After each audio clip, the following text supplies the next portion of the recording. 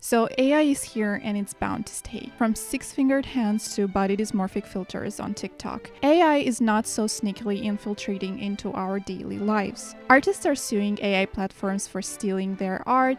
Elon Musk is calling for immediate government actions to regulate AI. Deepfakes are on the rise and fake news are getting insane new tools to lie to you. As expected, this is getting a bit overwhelming. AI is something that has been present in our lives for a long time. I mean, the little paperclip is also a form of AI for those of you who are old enough to remember, but nowadays it means a completely different thing. And TikTok's here to promote it. Scrolling on TikTok lately has been kinda nightmarish because I get every second video recommended to try another AI filter. There is one that makes you yesified, there is the cartoon filter and anime filter that people trick into displaying big cleavages, the AI artist filter that transforms your selfies into stolen paintings from small artists, an AI style filter that is supposed to show you in a fantasy or science fiction world, and so on and so forth. The last one is, of course, used to find out if you have a third eye or to get a medical diagnosis. It's TikTok. This is normal there. People use them on their face, on their hands, on their pets. If you use it on your hand and a ring appears, it means you met your soulmate. If you put the camera to your forehead, it will show you what's inside your head. If you point it at a black wall, it will show you if you have ghosts. Very scientifically proven, of course.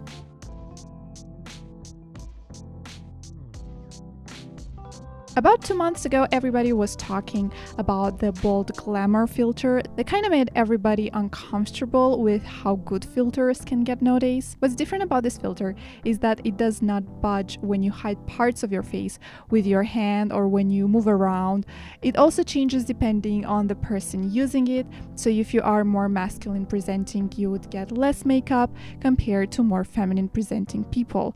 You also get different styles of makeup depending on your hair color, and some people are even saying that it changes depending on your race. It's easy to do this kind of YouTube videos and take a stance of like someone that is not part of it and is just observing, but to be honest, the first few days that it appeared, I just could not stop using it myself because it was just so unreal how real it looked like. Isabel Coy-Dibley writes in her paper on digitized dysmorphia that nowadays women not only feel pressured to bodily compete with social generated beauty standards, but to compete with their own image too. In some ways, the image offers the only way to attain the unattainable beauty standards. The filtered image serves as a double purpose, a new unachievable image to which we compare ourselves, and the only way to achieve societal standards of beauty through a digital world. Using these kinds of filters is dangerous because of a phenomenon called prediction error. Human beings usually tend to have very developed brains, and we use them to navigate the world, and one way to do it more efficiently is to build predictions about the world based on our past experiences. Now, when that prediction does not match with the reality, we get bad brain chemicals, aka feel bad. When you constantly use filters when taking photos, your brain is getting used to seeing it this way, and when you see yourself in a mirror without any filters on, you feel a guttural distaste of your own face. Not because you're the ugliest person alive, as your brain is trying to trick you, but because your brain has already got accustomed to seeing you with all of those filters. In my own experience, on my previous phone, whenever I would take a selfie, I had that beautify filter on without even knowing, and it would also turn on by itself a lot of the times. Like, my sister pointed it out one random day, and I was like, what is that? It was so subtle that I was not even noticing when it was on most of the time. Now, when I changed my phone, it did not have that filter anymore. And honestly, for a few days, I was feeling a bit uncomfortable with seeing all of my defects of the skin, the horror of having pores, am I right, ladies? But honestly, if you just push through that discomfort for a few days, when taking off those filters, you'll realize that you'll feel fine again with how you look, because the prediction error will dissipate. However, just because you stopped using filters does not mean that everybody else did. People we see on the internet usually tend to be prettier than us, and that's because TikTok has shared that they use a beauty algorithm to push pretty people on your For You page. It analyzes your features, gives you a score, and depending on that score is your chance of having your content becoming viral or not. So obviously, if you use a filter that's making you prettier and you want to be successful on a platform that rewards you for being pretty, you're going to continue using that filter. This is why a lot of people are talking about how careful they are with curating the content that they consume, because they want to look at people that are not drowning in thousands of filters that will give them body dysmorphia. In the same article, Quite Deeply argues that the dysmorphia itself potentially has both negative and positive possibilities, where women can take agency of how they are perceived despite existing within the framework of women's beauty oppression. It's a little bit of, yes, the game is rigged, but if I exploit it in my own benefit, is it such a bad thing? If social media is telling me to be pretty in order to succeed, at the same time giving me the means to be prettier through a TikTok filter, then why should I not use it? But before they were called AI filters, they were AR filters, coming from augmented reality. Think dog ears and a rainbow vomit. And at that time in 2015, people were using these filters mostly as a gimmick, as a joke, until it became serious, until you felt that you could not show your face on Instagram without a filter if you didn't have makeup on. Joanne writes in her paper on female gaze that the masquerade in flaunting femininity halted at a distance. Womanliness is a mask which can be worn or removed. A lot of us are using makeup every day not because we want to feel creative, but because we want to look presentable. And the biggest question is, of course, why do we feel like we have to have mascara on or a freckle Instagram filter to look like we are presentable? It's because we want to look as pretty as everyone else. And because society has ingrained into our heads that we owe beauty to everyone at all times, at all costs. But as we've discussed, this is not the only AI filter on TikTok. There are dozens others, one weirder than the other. And these usually tend to be less serious. People are using them to just have silly moments, and who am I to blame such activity when we live in such an unsilly world? This whole interaction of people with AI is very gamified. People are embracing it as a new game to try out, a new gimmick, and that's because TikTok is pushing AI as something fun and harmless. TikTok loves AI so much, in fact, it's developing an AI assistant chatbot themselves called Taco that is supposed to radically change the search and navigation features on the platform. But why is TikTok promoting AI technologies so much in the first place? Honestly, it's not just that they are hopping on a trend, it's because AI is deeply ingrained into the fabrics of how TikTok was built. I mean, the For You page recommendations are AI. The beauty algorithm that pushes creators is AI. All the filters are AI backed. Basically, TikTok is using AI to engineer user addiction. The more you spend time on their app, the more money they make. Nowadays, TikTok still has the best AI algorithm to recommend content compared to any other platform like YouTube or Instagram. And more than that, recently in April, TikTok has officially made deepfakes allowed on the platform for public figures. Now, where does that line between a public figure and a private person stand? I don't know. Let's say I have 10k followers. Am I a public person now? Let's say I have a non-private account. Am I a public person now? You see where the problem arises? TikTok is calling this synthetic media, and it's basically content generated by AI.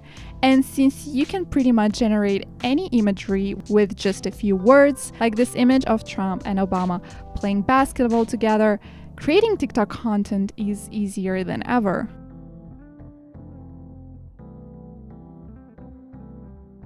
I've been getting a lot of recommendations of AI art lately, both on Instagram and TikTok, and it's always made me feel so uncomfortable.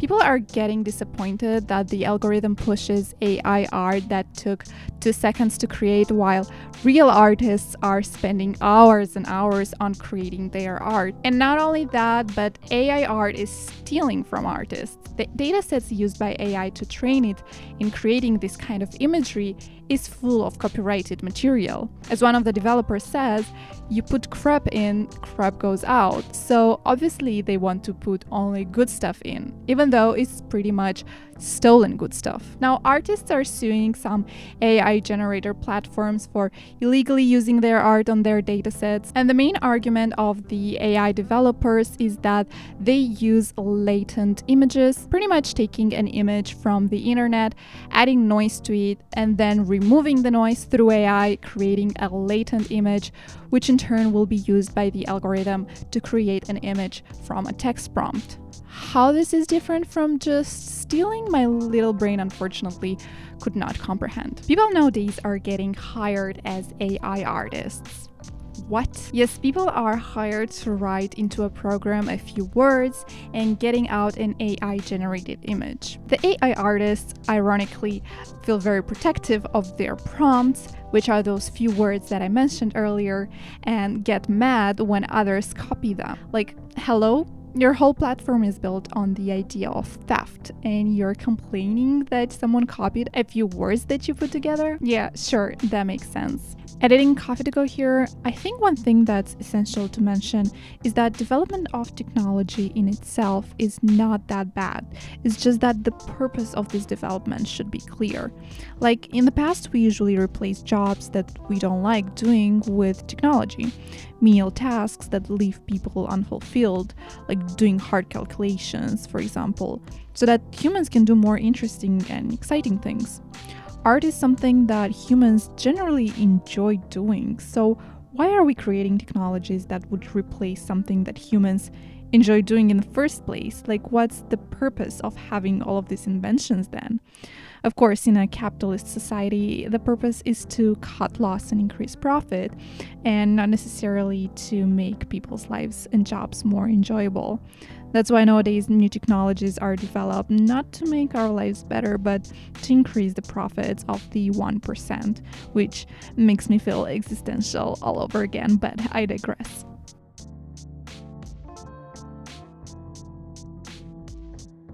TikTok filters are used right now as a joke, as beauty enhancers, but also as spiritual tools, apparently. The spiritual part of TikTok are pretending that AI filters can show the third eye, magical hands, looking in the mirror to show their soul, to show illness. Apparently, yeah, you don't need to go to the doctor anymore. You can just go to TikTok for your diagnosis. And these are mainly made by TikTok mediums and psychics to prove their legitimacy and their credentials. Look, this TikTok AI filter that glitches all the time showed that I have a third eye. Now give me your money so that I can make your crush break up with his girlfriend. It is harder to kill a phantom than a reality, Virginia Woolf writes in one of her essays. In the age of disinformation and propaganda, made-up stories are being shared with much more ease compared to the truth. I truly believe that this trend can become dangerous, especially in the case of diagnosing illnesses. I mean, I know medicine is expensive in the US, but come on now. This is especially targeting vulnerable people that may not have access to doctors and are left being manipulated by all these psychics. AI filters do not have magical abilities. It's just trained on billions of images to create stolen art for you. The only reason you are seeing something that should not be there is just because this dataset is not big enough yet. But don't worry, it's getting bigger and bigger with each second, considering how much people are posting nowadays. And I think the spirituality attributed to the AI filters and what they can see and cannot see is because humans are generally scared and confused about what AI is. They don't know how it works. I mean, nobody really knows at this point except for the developers. And they see it as this alien form of power from the future or from a supernatural world. But it's not. It was made by humans and it reflects what humans put into it. AI is not adding anything new to humanity. It just exacerbates some parts of it. It's a tool that has immense power, and the fact that it's accessible to almost anyone at this point with no regulation is just mind-blowing. One of the things that people are worried is that if they use this filter, their photos will be stored and used in the dataset that trains AI to become better. I mean, after the news broke out that the police will train AI to detect faces of protesters in order to find and arrest them, people are saying that by using all of these silly TikTok filters, we are training a weapon that might be used against us in the future. Personally, I'm not really sure how essential to the development of AI are TikTok filters, considering just how vast the internet already is. But it is true that the AI technology develops so fast that it's a matter of time until it will start to be used not only for silly filters, but also for not so silly government activities. But anyway, hope you enjoyed this video. Do not hesitate to interact with the buttons below and go have fun off the internet. I think it's enough TikTok for today. See you!